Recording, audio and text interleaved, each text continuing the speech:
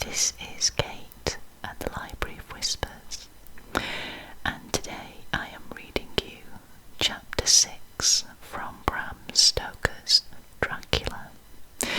This chapter is called Mina Murray's Journal. 24th of July, Whitby.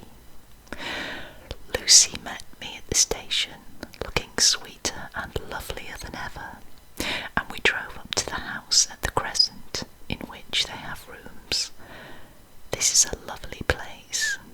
The little river, the Esk, runs through a deep valley, which broadens out as it comes near the harbour.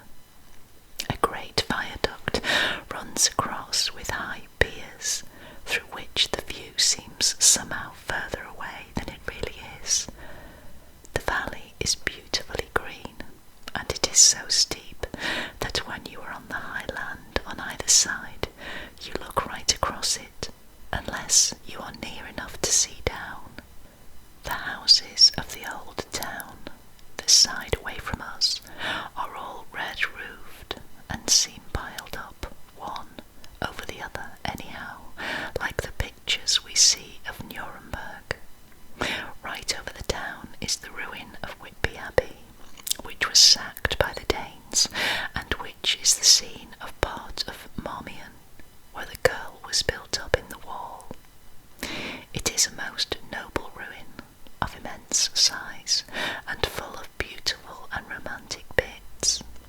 There is a legend that a white lady is seen in one of the windows. Between it and the town there is another church, the parish one, round which is a big graveyard, all full of tombstones. This is to my mind the nicest spot in Whitby, for it lies right over the town and has a full view of the harbour and all up the bay to where the headland called Kettleness stretches out into the sea. It descends so steeply over the harbour that part of the bank has fallen away and some of the graves have been destroyed. In one place, part of the stonework of the graves stretches out over the sandy pathway far below. There are walks, with seats beside them, through the churchyard, and people go and sit there all day long, looking at the beautiful view and enjoying the breeze. I shall come and sit here often myself and work. Indeed, I am writing now with my book on my knee and listening to the talk of 3 old men who are sitting beside me. They seem to do nothing all day but sit here and talk. The harbour lies below me, with, on the far side, one long granite wall stretching out into the sea, with a curve outwards at the end of it, in the middle of which is a lighthouse. A heavy sea wall runs along outside of it. On the near side, the sea wall makes an elbow, crooked inversely, and its end too has a lighthouse. Between the 2 piers there is a narrow opening into the harbour, which then suddenly widens. It is nice at high water, but when the tide is out, it shoals away to nothing, and there is merely the stream of the Esk running between banks of sand with rocks here and there. Outside the harbour, on this side, there rises for about half a mile a great reef, the sharp of which runs straight out from behind the south lighthouse. At the end of it is a buoy with a bell, which swings in bad weather and sends in a mournful sound on the wind. They have a legend here that when a ship is lost, bells are heard out at sea. I must ask the old man about this. He is coming this way. He is a funny old man. He must be awfully old, for his face is gnarled and twisted like the bark of a tree. He tells me that he is nearly 100, and that he was a sailor in the Greenland fishing fleet when Waterloo was fought. He is, I am afraid, a very sceptical person, for when I asked him about the bells at sea and the White Lady at the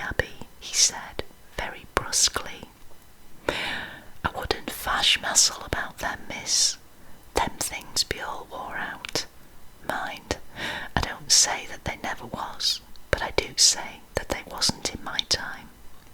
They be all very well for comers and trippers and the like, but not for a nice young lady like you. Them feet folks from York and Leeds that be always eating cured herrings and drinking tea and looking out to buy cheap jet would creed aught. I wonder Mass'll be bothered telling lies to them, even the newspapers, which is full of fool talk. I thought he would be a good person to learn interesting things from, so I asked him if he would mind telling me something about the whale fishing in the old days. He was just settling himself to begin when the clock struck 6, whereupon he laboured to get up and said, "I must gang again awards home now, miss. My granddaughter doesn't like to be kept waiting when the tea is ready, for it takes me time to cramble aboon the grease, for there be a many of 'em, and miss, I lack belly timber surely by the clock." He hobbled away, and I could see him hurrying, as well as he could, down the steps. The steps are a great feature on the place. They lead from the town to the church. There are hundreds of them. I do not know how many, and they wind up in a delicate curve. The slope is so gentle that a horse could easily walk up and down them. I think they must originally have had something to do with the abbey. I shall go home too. Lucy went out, visiting with her mother, and as they were only duty calls, I did not go. 1st of August. I came up here an hour ago with Lucy, and we had a most interesting talk with my old friend, and the 2 others who always come and join him. He is evidently the Sir Oracle of them, and I should think must have been in his time a most dictatorial person. He will not admit anything, and down faces everybody. If he can't out-argue them, he bullies them, and then takes their silence for agreement with his views. Lucy was looking sweetly pretty in her white lawn frock. She has got a beautiful colour since she has been here. I noticed that the old men did not lose any time in coming and sitting near her when we sat down. She is so sweet with old people. I think they all fall in love with her on the spot. Even my old man succumbed and did not contradict her, but gave me double share instead. I got him on the subject of the legends, and he went off at once into a sort of sermon. I must try to remember it and put it down. It be all fool talk, lock, stock and barrel. That's what it be, and nowt else. These bands and waffs and bow ghosts and bar guests and boggles and all anent them is only fit to set barns and dizzy women a beltering. They be now put plebs. They and all grims and signs and warnings be all invented by parsons and Ilsenberg bodies and railway touters to scare and scunner halflings and to get folks to do something that they don't other incline to. It makes me ireful to think of them. Why, it's them that, not content with printing lies on paper and preaching them out of pulpits, does want to be cutting them on the tombstones. Look here, all around you, in what urge you will. All them steens, holding up their heads as well as they can out of their pride, is a cant simply tumbling down with the weight of the lies wrote on them.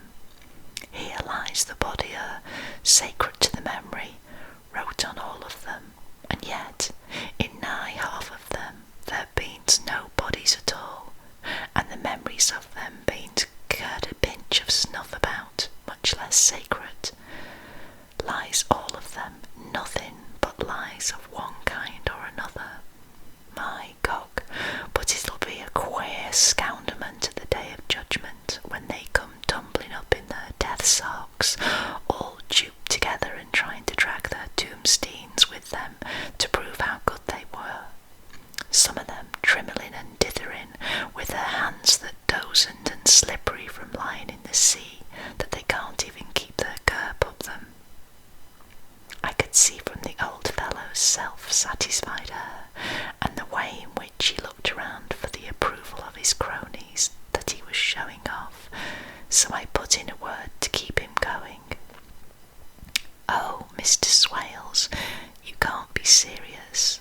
Surely these tombstones are not all wrong. Yablins. There may be a poorish few not wrong, saving where they make out the people too good, but there be folk that do think a barn bowl be like the sea, if only it be their own. The whole thing be only lies. Now look you here. You come here a stranger, and you see this kick calf." I nodded, for I thought it better to assent, though I did not quite understand his dialect. I knew it had something to do with the church. He went on, "And you consate that all these steens be a boon folk that be happed here snod and snog." I assented again. "Then that be just where the lie comes in. Why, there be scores of these lay beds that be tomb as old duns back a box on Friday night." He nudged one of his companions, and they all laughed. "And my gog, how could they be otherwise? Look at that one, the aftest about the beer bank. Read it." I went over and read: "Edward Spensler, Master Mariner, murdered by pirates off the coast of Andres, April 1854, aged 30. When I came back, Mr. Swales went on. Who brought him home, I wonder, to have him here? Murdered off the coast of Andres, and you consated his body lay under. Why, I could name ye a dozen whose bones lie in the Greenland seas above." He pointed northwards, "or where the currents may have drifted them. There be the steens around you. You can, with your young eyes, read the small print of the lies from here.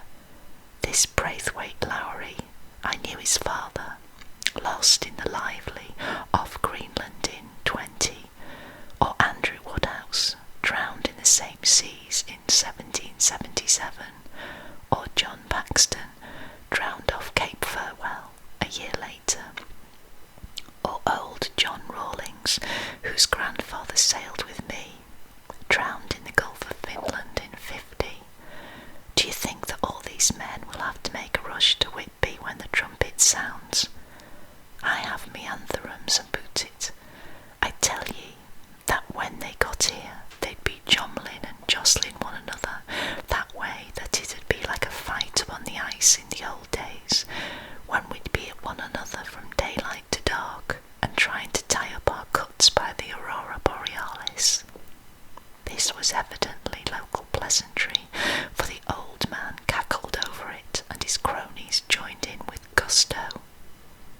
"But," I said, "surely you are not quite correct, for you start on the assumption that all the poor people, or their spirits, will have to take their tombstones with them on the day of judgment. Do you think that will be really necessary?" "Well, what else be thy tombstones for? Answer me that, miss." "To please their relatives, I suppose." "To please their relatives, you suppose?" This he said with intense scorn. "How will it pleasure their relatives to know that lies is wrote over them, and that everybody in the place knows that they be lies?" He pointed to a stone at our feet, which had been laid down as a slab on which the seat was rested, close to the edge of the cliff. "Read the lies on that rough stone," he said. The letters were upside down to me from where I sat, but Lucy was more opposite to them, so she leant over and read: "Sacred to the memory of George Cannon, who died in the hope of a glorious resurrection on July 29th, 1873, falling from the rocks at Kettleness. This tomb was erected by his sorrowing mother to her dearly beloved son. He was the only son of his mother, and she was a widow." "Really, Mr. Swales, I don't see anything very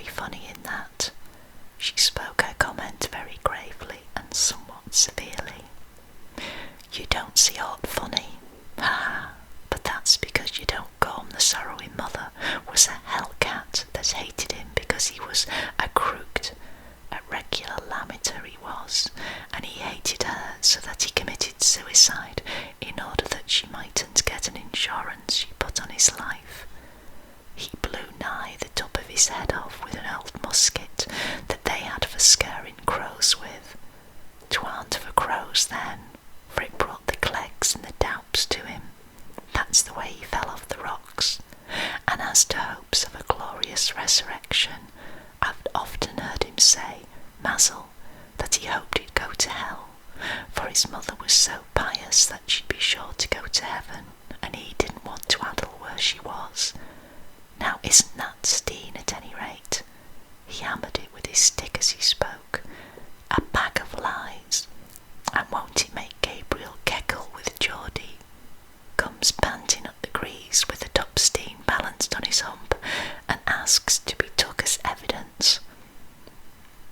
I did not know what to say, but Lucy turned the conversation as she said, rising up, "Oh, why did you tell us this? It is my favourite seat, and I cannot leave it, and now I find I must go on sitting over the grave of a suicide.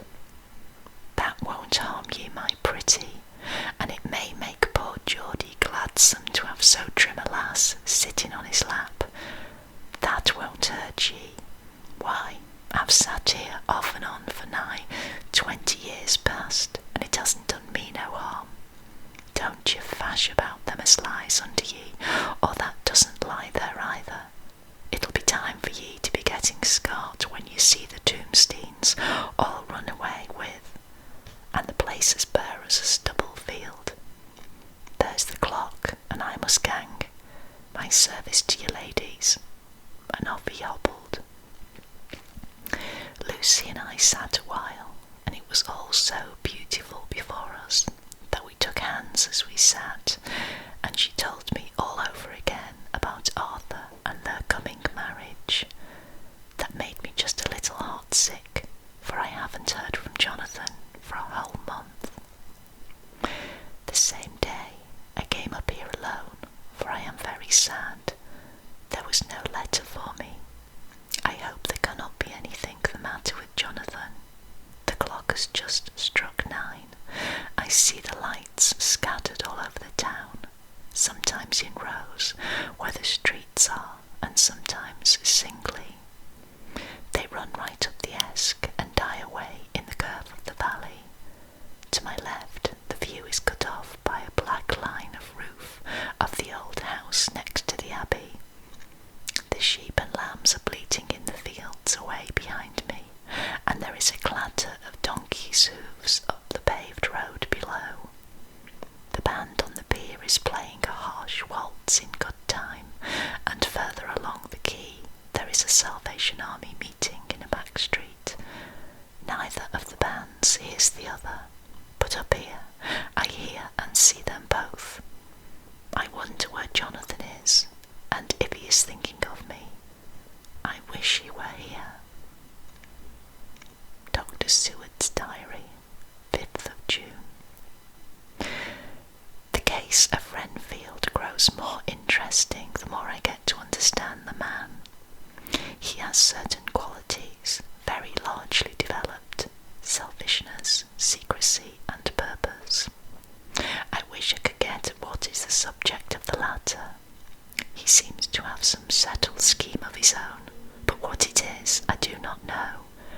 His redeeming quality is a love of animals, though indeed he has such curious turns in it that I sometimes imagine he is only abnormally cruel. His pets are of odd sorts. Just now his hobby is catching flies. He has at present such a quantity that I have had myself to expostulate. To my astonishment, he did not break out into a fury as I expected, but took the matter in simple seriousness. He thought for a moment and then said, "May I have 3 days? I shall clear them away." Of course I said that would do. I must watch him.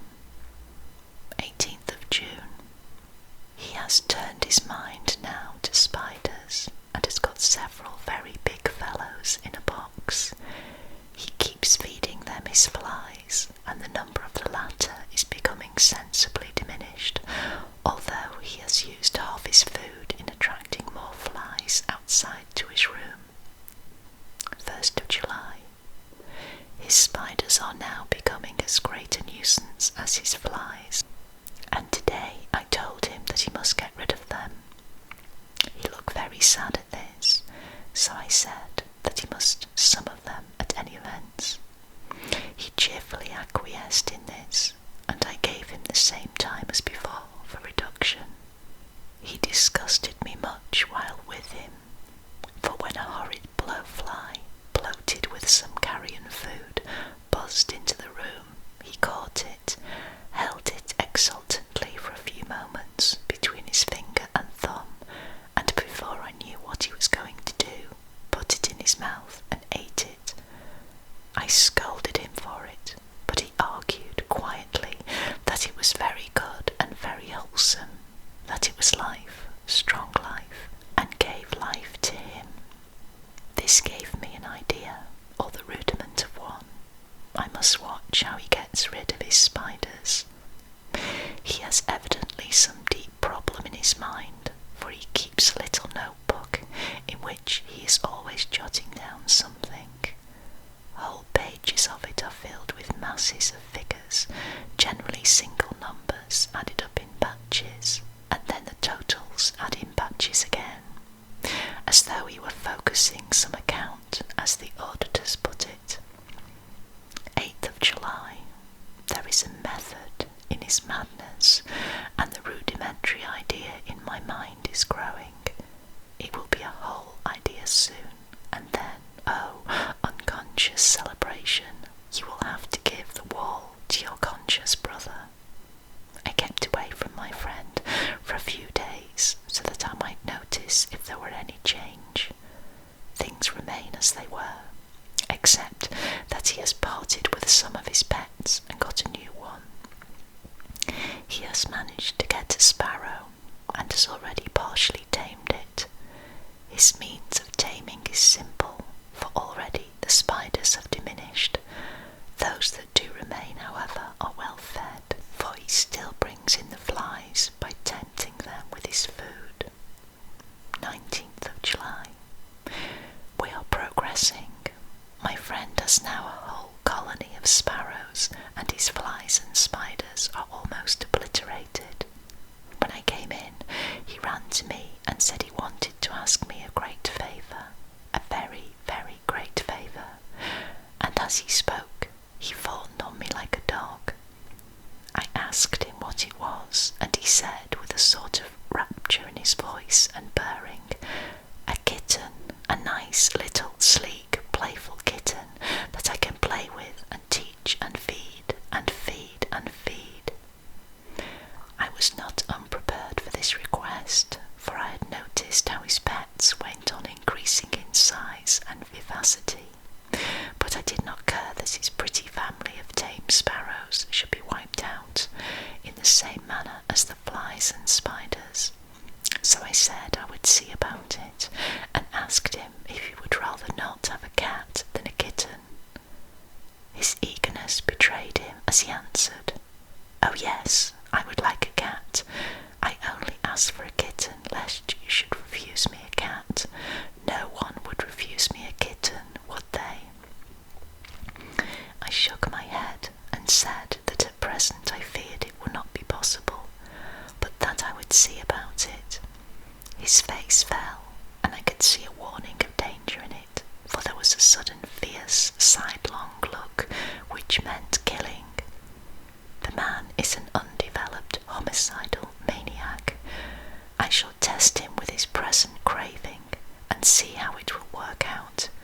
Then I shall know more. 10 p.m. I have visited him again and found him sitting in a corner brooding. When I came in, he threw himself on his knees before me and implored me to let him have a cat, that his salvation depended upon it. I was firm, however, and told him that he could not have it, whereupon he went without a word and sat down, gnawing his fingers in the corner where I had found him. I shall see him in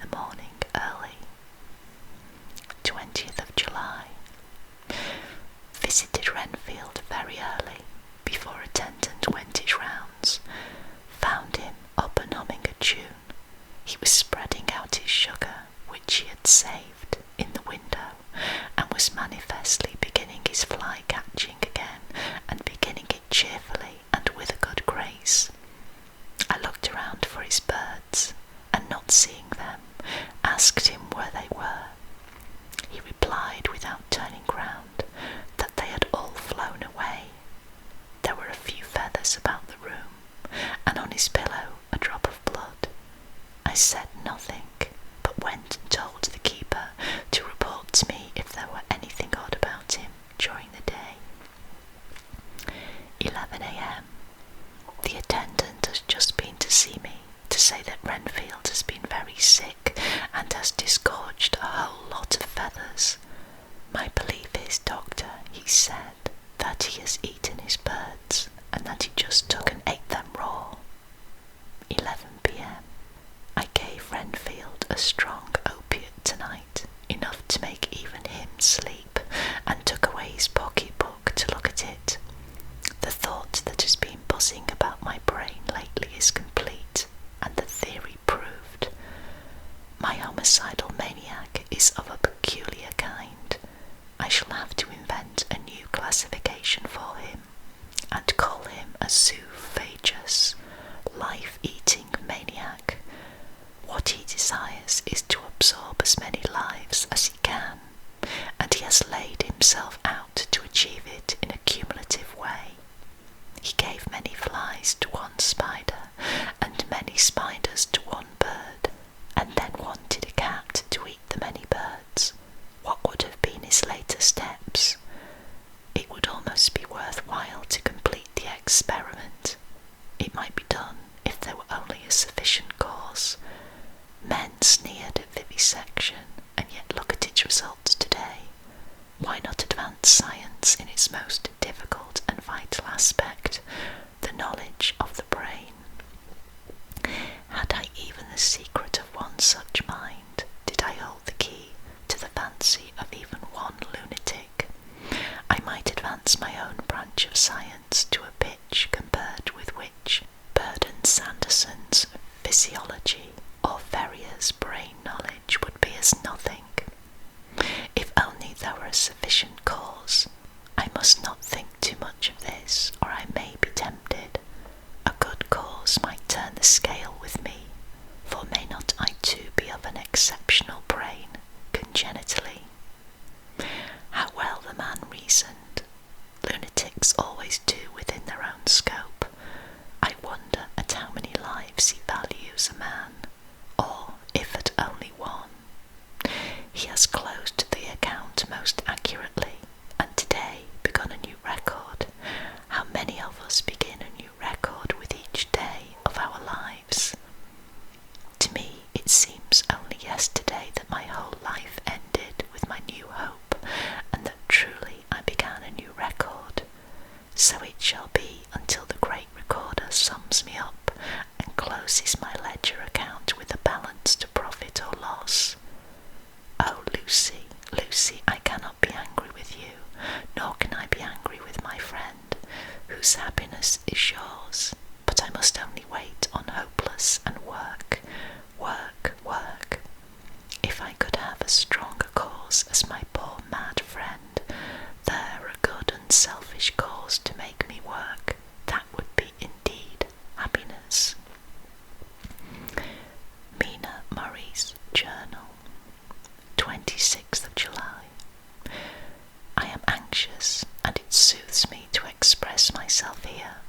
It is like whispering to oneself and listening at the same time, and there is also something about the shorthand symbols that makes it different from writing. I am unhappy about Lucy and about Jonathan. I had not heard from Jonathan for some time, and was very concerned.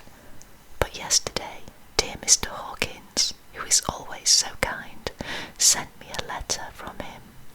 I had written asking him if he had heard, and he said the enclosed had just been received. It is only a line dated from Castle Dracula, and says that he is just starting for home. That is not like Jonathan. I do not understand it, and it makes me uneasy. although she is so well, has lately taken to her old habit of walking in her sleep. Her mother has spoken to me about it, and we have decided that I am to lock the door of our room every night. Mrs. Westenra has got an idea that sleepwalkers always go out on roofs of houses and along the edges of cliffs, and then get suddenly wakened and fall over with a despairing cry that echoes all over the place. Poor dear, she is naturally anxious about Lucy, and she tells me that her husband, Lucy's father, had the same habit, that he would get up in the night and dress himself and go out if he were not stopped. Lucy is to be married in the autumn, and she is already planning out her dresses and how her house is to be arranged. I sympathise with her, for I do the same. Only Jonathan and I will start in life in a very simple way, and shall have to try to make both ends meet. Mr. Homewood, he is the Honourable Arthur Homewood, only son of Lord Godalming, is coming up here very shortly, as soon as he can leave town, for his father is not very well, and I think dear Lucy is counting the moments till he comes. She wants to take him up in the seat on the churchyard cliff and show him the beauty of Whitby. I dare say it is the waiting which disturbs her. She will be all right when he arrives. 27th of July. No news from Jonathan. I am getting quite uneasy about him, though why I should I do not know, but I do wish that he would write, if it were only a single line. Lucy walks more than ever, and each night I am awakened by her moving about the room. Fortunately, the weather is so hot that she cannot get cold, but still the anxiety and the perpetually being awakened is beginning to tell on me, and I am getting nervous and wakeful myself. Thank God Lucy's health keeps up. Mr. Homewood has been suddenly called to ring to see his father, who has been taken seriously ill. Lucy frets at the postponement of seeing him, but it does not touch her locks. She is a trifle stouter, and her cheeks are a lovely rose pink. She has lost the anemic look which she had. I pray it will all last. 3rd of August. Another week gone by, and no news from Jonathan, not even to Mr. Hawkins, for whom I have heard. Oh, I do hope he is not ill. He surely would have written.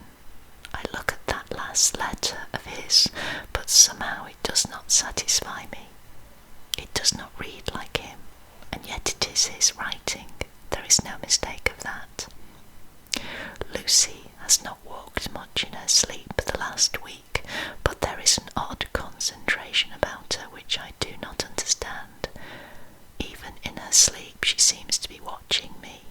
She tries the door, and finding it locked, goes about the room, searching for the key.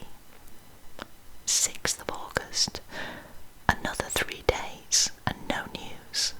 This suspense is getting dreadful. If I only knew where to write to, or where to go to, I should feel easier. But no one has heard a word of Jonathan since that last letter. I must only pray to God for patience. Lucy is more excitable than ever, but is otherwise well. Last night was very threatening, and the fishermen say that we are in for a storm. I must try to watch it and learn the weather signs. Today is a grey day, and the sun, as I write, is hidden in thick clouds high over Kettleness. Everything is grey except the green grass, which seems like emerald amongst it, grey, earthy rock, grey clouds, tinged with a sunburst at the far edge, hang over the grey sea, into which the sand points stretch like grey figures. The sea is tumbling in over the shallows, and the sandy flats with a roar muffled in the sea mists drifting inland. The horizon is lost in a grey mist. All colourless. The clouds are piled up like giant rocks, and there is a brool over the sea that sounds like some passage of doom. Dark figures are on the beach here and there, sometimes half-shrouded in the mist, and seem men like trees walking. The fishing boats are racing for home, and rise and dip in the groundswell as they sweep into the harbour, bending to the scuppers. Here comes old Mr. Swales. He is making straight for me, and I can see by the way he lifts his hat that he wants to talk. I have been quite touched by the change in the poor old man. When he sat down beside me, he said in a very gentle way, "I want to say something to you, miss." I could see he was not at ease, so I took his poor old wrinkled hand in mine and asked him to speak fully. So he said, leaving his hand in mine, "I'm afraid, my dearie, that I must have shocked you by all the wicked things I've been saying about the dead and such like for weeks past, but I didn't mean them, and I want you to remember that when I'm gone, we old folks that be daffled and with one foot above the crock hole don't altogether like to think of it, and we don't want to feel scarred of it, and that's why I've took to making light of it, so that I'd cheer up my own heart a bit. But Lord love you, miss, I ain't afraid of dying, not a bit, only I don't want to die if I can help it. My time must be nigh at hand now, for I be old, and 100 years is too much for any man to expect, and I'm so nigh it that the old man is already whetting his scythe. You see, I can't get out of the habit of gaffing about it all at once. The chaffs will wag as they be used to. Some day soon the angel of death will sound his trumpet for me, but don't ye do all and greet my dearie, for he saw that I was crying. If he should come this very night, I'd not refuse to answer his call, for life be, after all, only a waiting for something else than what we're doing, and death be all that we can rightly depend on. But I'm content for it coming to me, my dearie, and coming quick. It may be coming while we be looking and wondering. Maybe it's in that wind out there over the sea that's bringing with it loss and wreck and sore distress and sad hearts. Look, look, he cried suddenly. There's something in that wind, and in the host beyond that sounds and looks and tastes and smells like death. It's in the air. I feel it coming. Lord, make me answer cheerfully when my call comes. He held up his arms devoutly and raised his hat.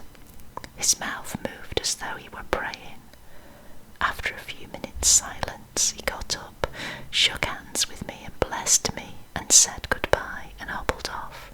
It all touched me and upset me very much. I was glad when the Coast Guard came along with his spyglass under his arm. He stopped to talk with me, as he always does, but all the time kept looking at a strange ship.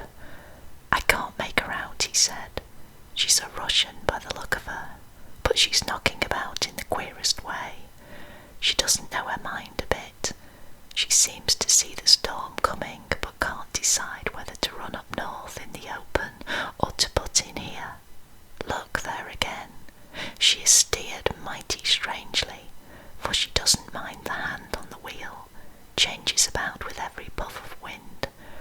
We'll hear more of her before this time tomorrow."